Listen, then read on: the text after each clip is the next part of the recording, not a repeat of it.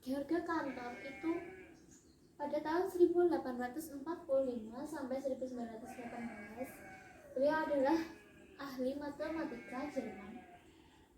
Beliau itu penemu teori himpunan. Kemudian untuk pengertian himpunan itu sendiri adalah kumpulan benda atau objek yang dapat didefinisikan dengan jelas sehingga dengan tepat dapat diketahui objek yang termasuk himpunan dan yang bukan termasuk himpunan dalam himpunan tersebut. Contohnya, untuk lebih jelasnya kita akan lihat contohnya ya. Contoh yang termasuk kumpulan himpunan itu satu, kayak kumpulan siswa yang lahir pada bulan Agustus. Itu kan terdefinisi dengan jelas ya.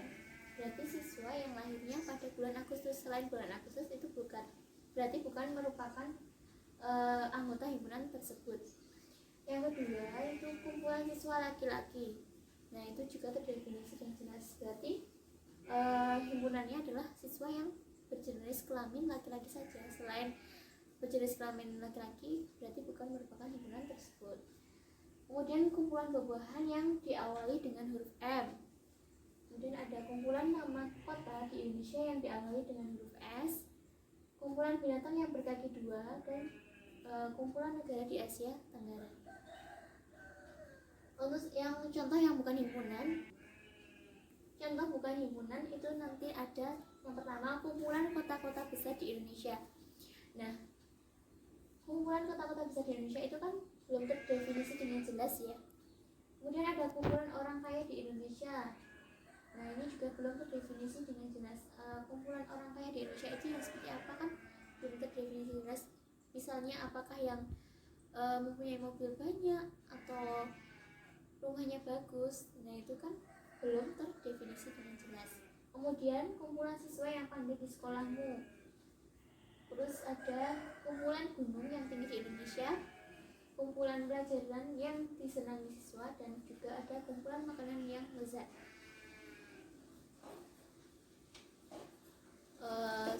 Sampai situ udah paham ya anak.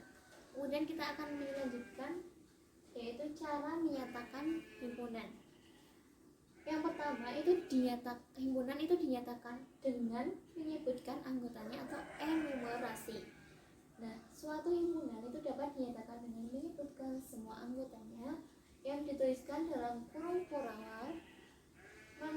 Manakala banyak anggotanya itu sangat banyak, itu cara mendaftarkan ini biasanya nanti dimodifikasi, yaitu diberi tanda 3 titik dengan pengertian dan seterusnya mengikuti pola.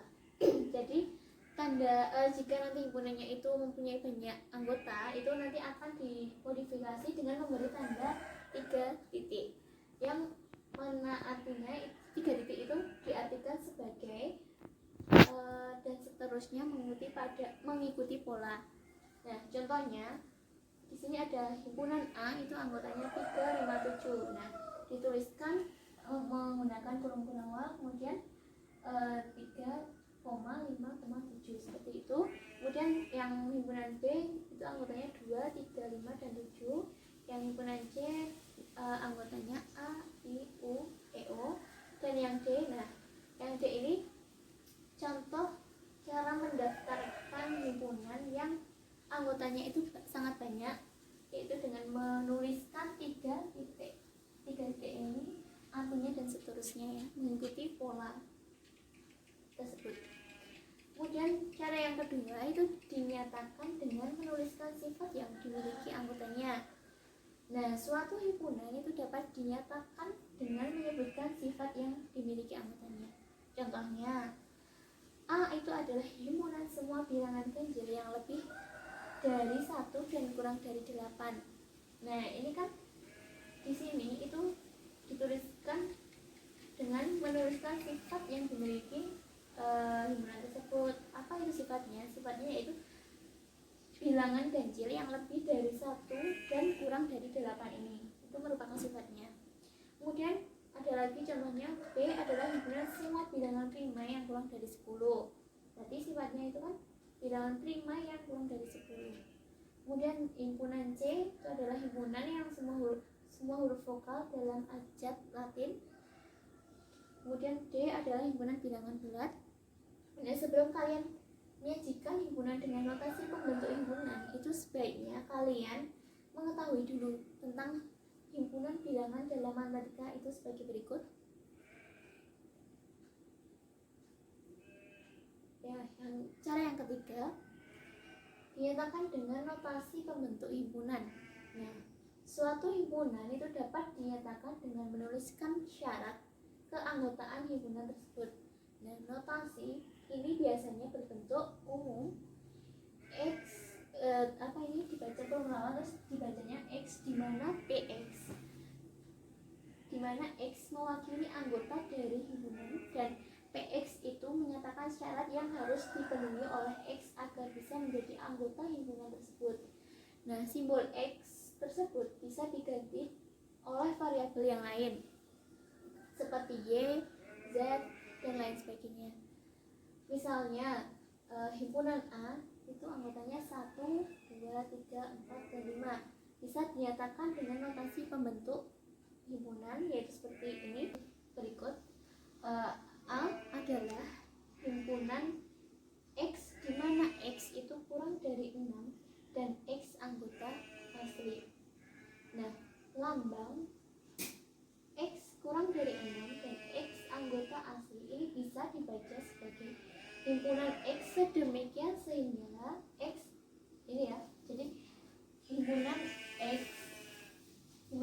sedemikian sehingga X itu kurang dari 6 dan X itu adalah anggota atau elemen bilangan asli. Kemudian, tetapi jika kita sudah memahami dengan baik, maka lambang ini biasanya cukup dibaca dengan himpunan bilangan asli itu kurang dari 6.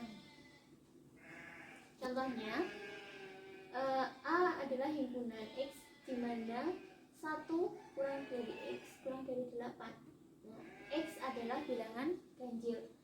Dibacanya A adalah himpunan yang anggotanya semua X demikian sehingga X lebih dari 1 dan X kurang dari 8 serta X adalah bilangan ganjil.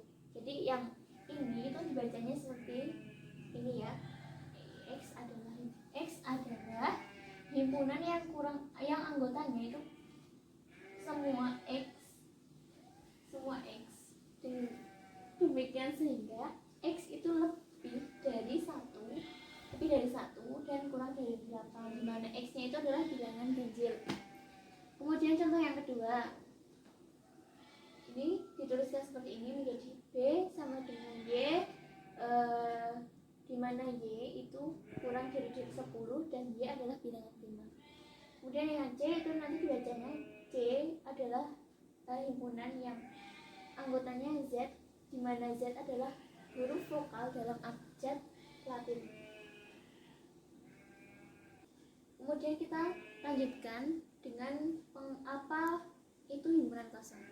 Himpunan kosong adalah himpunan yang tidak memiliki anggota yang dinotiskan dengan simbol seperti ini atau tanda kurung pengawal yang tidak ada anggotanya. Nah, itu merupakan simbol himpunan kosong. Contohnya, menentukan himpunan bilangan cacah yang kurang dari 0. Jawabannya itu nanti anggota bilangan cacah yang paling kecil adalah 0, kan? Sehingga himpunannya adalah himpunan yang tidak memiliki anggota.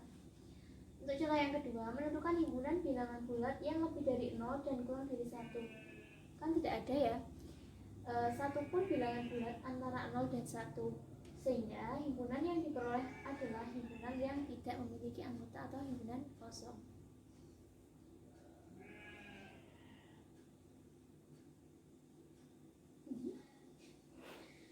Selanjutnya, himpunan semesta.